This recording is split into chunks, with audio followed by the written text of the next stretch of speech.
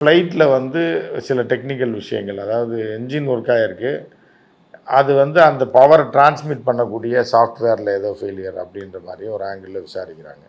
ரெண்டாவது dream liner failure ஆனது இல்லை, அது பெரிய சக்ஸஸ்ஃபுல்லான ஃப்ளைட் அப்படின்னு சொல்லி போயிங் கம்பெனி சொல்கிறான். ஆனால் ட்ரீம் லைனர் வந்து சமீப காலமாக பிரச்சனை இருக்குது அப்படின்னு சொல்லி அங்கே உள்ள சேஃப்டி இன்ஜினியர் யூஎஸில் வந்து அமெரிக்கன் கம்பெனி தான் அது போயிங், அது 80-90 வருஷமாக இருக்குது, நம்மளோட லிங்கில் இருக்குது. அது வந்து ஒர்க் ஆகலை அப்படின்னு அவன் சொல்லியே அவனை சுட்டு கொண்டு விட்டாங்க 2024. அது ஒரு பெரிய சர்ச்சையை கிளப்பியிருக்கு.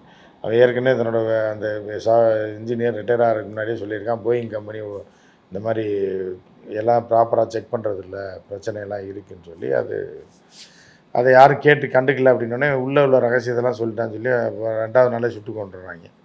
ஸோ இப்போ அப்பயே சொன்னோடனே நீங்கள் வந்து அப்போ வந்து இந்த கம்பெனியே டுபாகுரா போயிட்டுருக்கு அப்படின்ற மாதிரியான ஒரு இது இருக்குது. ஸோ இது எல்லாமே விசாரித்து பார்த்து தான் முடிவு சொல்லுவாங்க.